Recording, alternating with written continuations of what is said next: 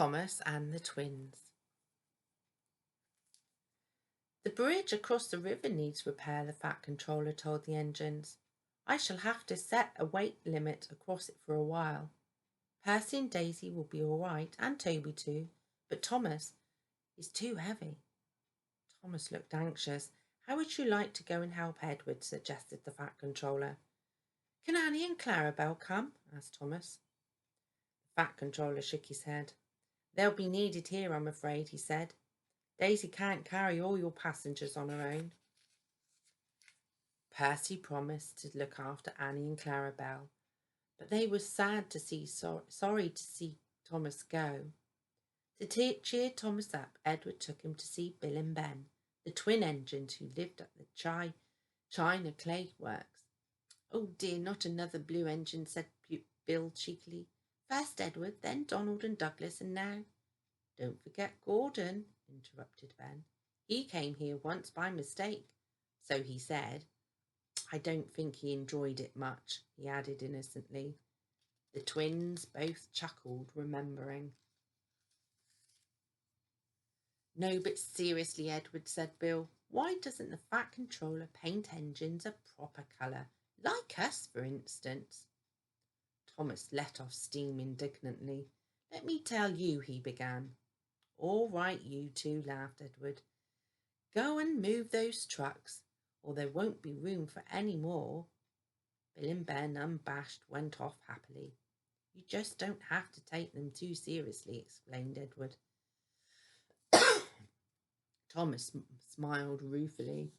I wish I knew how to deal with them, he said. Near the harbour, the line crossed a lane. The crossing had no gates, and the lane led to a farm which made butter and supplied eggs and milk to the shops in the town. One morning the farmer had difficulty starting his lorry. He did it at last, but the lorry jerked along in fits and starts. The farmer was worried about his load of milk and butters and eggs. That milk will be churned to butter soon, he muttered to himself as he neared the level crossing.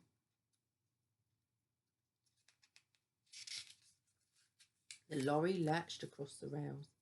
The back wheels were just clear when its engine made a noise and a tired sheep and stopped. The back of the lorry was still jutting over the railway line. The farmer struggled to start it again, but it would not go. He had just got down to telephone for help when he heard a train approaching. Thomas wasn't going fast. When he saw the lorry, he set his brakes hard, but he couldn't stop. He hit the lorry with a loud crash. The force of the blow spun the lorry around. Splintered wood flew everywhere, and eggs, butter, and milk were catapulted over Thomas. Oh, he exclaimed and stopped. Just look at my poor old lorry, said the farmer, emerging from behind the hedge where he'd been sheltering.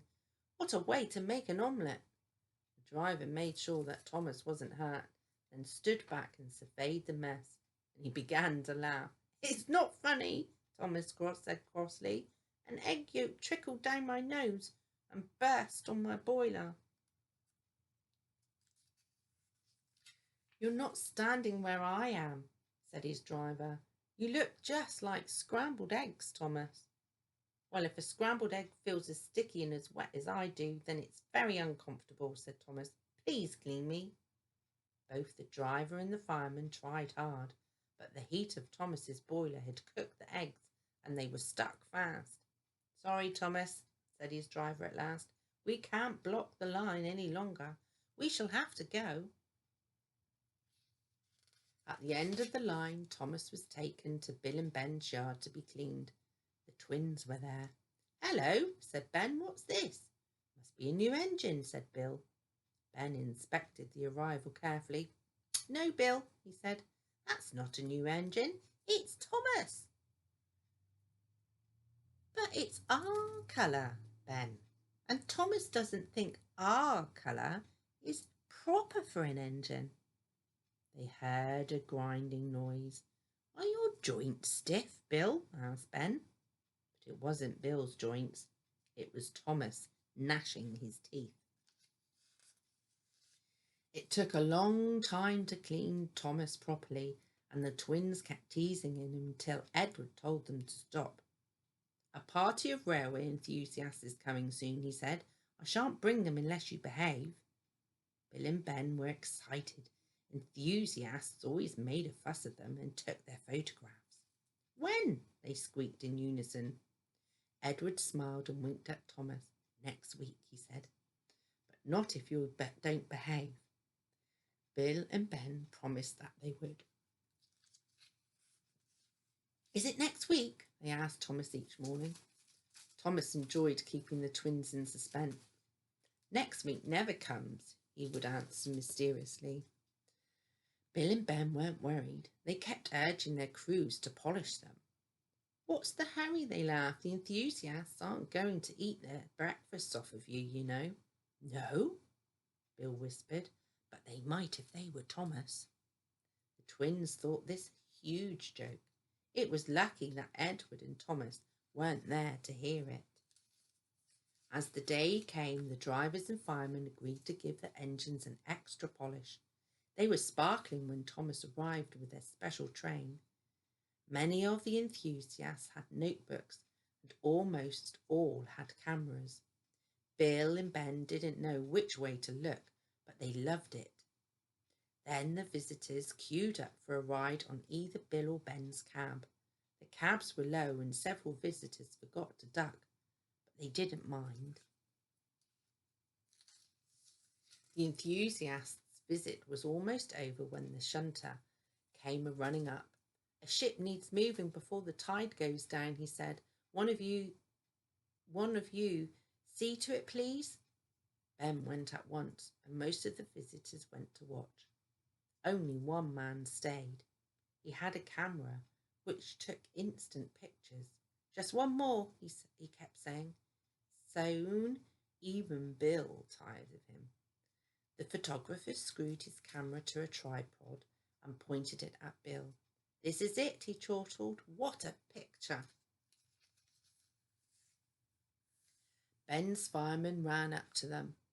"Ben needs help," he said. "The ship's going around and he can't move it on his own." "Right, Bill," said his driver. "We can't wait any longer." He turned a tap, and with a hiss and a roar, Bill vanished in a cloud of steam. At that moment, the photographer pressed the button. When the steam cleared, Bill was hurrying off to help his twin. The photographer peeled the cover from his instant picture, looked at it, and threw it down in disappointment. Quickly, the engines were coupled together. "When I say heave, heave," instructed Ben. "1, 2, 3, heave!" Come on, puffed the engines. The cable tightened and stretched.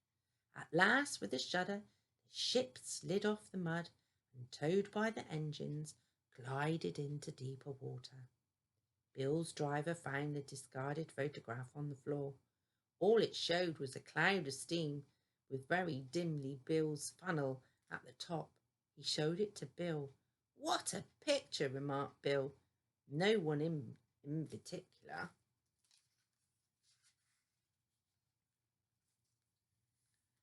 Trevor, the traction engine, was feeling depressed. He couldn't breathe properly. "Your boiler needs mending," his owner, the vicar. "But I can't afford it at present." One morning the vicarage telephone rang. The vicar answered it and then hurried over to see Trevor. "You may be a bit under the weather, but can you manage this?" he said. "The farmer has a tree down and wants you to saw it up for him." When Trevor had steam, they went to the farm and set to work in the field near the railway. Thomas passed by with Edward's coaches. He whistled cheerfully. Edward liked trucks, and he'd been delighted to let Thomas have his coaches for a while. When Edward passed later that morning, he was pulling trucks with a sort of tent over them. They were especially carrying china clay. The men called them hoods. "Why hoods?" Thomas asked Bill and Ben. "The hoods are those things like tents," explained Bill. "They keep the clay dry," added Ben. "Wet clay goes in tanks." But But to Trevor, they were simply trucks. He was enjoying himself. The only thing he liked better than sawing logs was giving children rides. He chunted happily as the pile of logs beside him grew. Edward returned with some empty trucks, and as he passed the place where Trevor was working, the line seemed to wobble under him. That feels like a loose rail, he thought. We'd better tell the maintenance people. At the harbour, Edward exchanged the empty trucks for full ones and set off for the junction again. Trevor dozed. The wind had dropped and it was comfortable in the autumn sunshine. It seemed no time at all before he heard Edward coming back. Trevor whistled a cheerful greeting. He was watching Edward and so did not see one of the trucks, 6 from the end, sink, jump and shudder, just at the place where Edward had felt the weakness in the line that morning. Sparks flew, a truck wheel jammed, and with a crack a coupling broke. The last 6 trucks and the guard's van lurched, bumped and stopped. The guard, safe in his van, blew his whistle. Edward, far in front, didn't hear it and hurried on without realizing what had happened. But Trevor was closer to the guard's van than Edward. He heard the whistle and looked back to see the trucks lying in strange angles. Peep, peep, peep, peep, peep, peep, he whistled in horror. Stop, Edward, stop. Edward heard that. It's Trevor, he cried anxiously. What's wrong? We'd better stop and see, said his driver. The fireman climbed onto the tender. Phew, he exclaimed. Look, it's not Trevor, it's us. The guard went to protect the train. The fireman went to the farmhouse to telephone for help, and the breakdown gang soon cleared the line. That evening the Fat Controller came to see Trevor. Thank you, Trevor, he said. I've heard about your boiler, and because you saved a nasty situation, you're to go to my works to be mended. Would you like that? Oh, sir, said Trevor, thank you.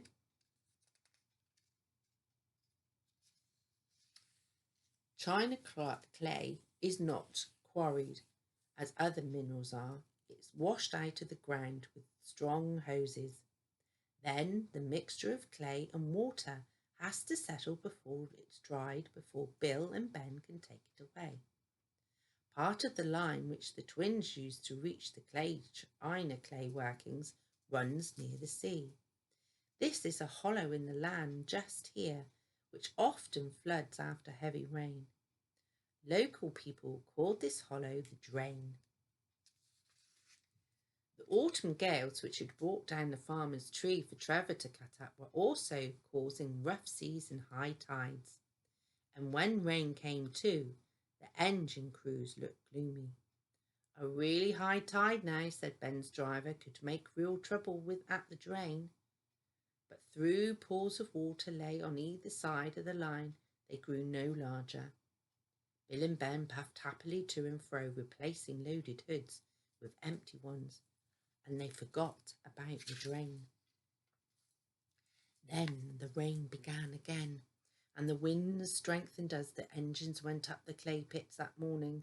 Their drivers noticed that the water in the drain was rising. While Bill arranged the empty trucks, Ben prepared to leave with a train full of full ones. At the drain, he found that the water level was level with the top of the rails. Come on, said Ben bravely. We must get through, if only to get help for Bill. Go back, the wind seemed to shriek. Ben took no notice. He was halfway over when the rising tide whipped into a huge wave by the wind and swept across the line. Oof! Spluttered Ben as the water crashed against his side. Help! With this hiss, the water reached his fire. Quick, Ben, urged his driver, but it was too late. With a despairing gasp, Ben stopped. He was stranded in the middle of the drain, with the cold sea water lapping at his wheels. The fireman set off to find help. Keep on the sleepers, advised the driver. We don't want you swamped as well. The water reached the fireman's waist, but he struggled on. At last, the cold and soaking, he reached the yard. Thomas was there, wondering where his trucks were. His driver wasted no time. Ben must be rescued, he said. We need a steel cable, a pair of waders, and determination. Yes, said Thomas doubtfully. He understood the cable, but he wasn't sure about determination, and he didn't even know what waders were. Thomas stopped at the water's edge. His fireman put on the waders and set out, carrying the end of the cable. Ben was delighted to see him. The fireman fastened the cable end to Ben's front coupling, and then he uncoupled the truck so that Bill, who had come up behind, could pull them clear. Right, he said as he joined Ben's driver on the cab. Let's go. Poor pet Ben had no steam left to whistle, so the driver and fireman waved to show Thomas that they were ready. Carefully, Thomas took the strain. Slowly, with the water cascading all around him, Ben came out of the drain. Once he was clear, Thomas was coupled to him properly and helped him back to his shed. Thank you, Thomas, said Ben gratefully, and his eyes twinkled for the first time for several hours. It was 4 days before the water in the drain subsided. When Bill reached home, both twins agreed that it would be grateful of them to never tease Thomas again.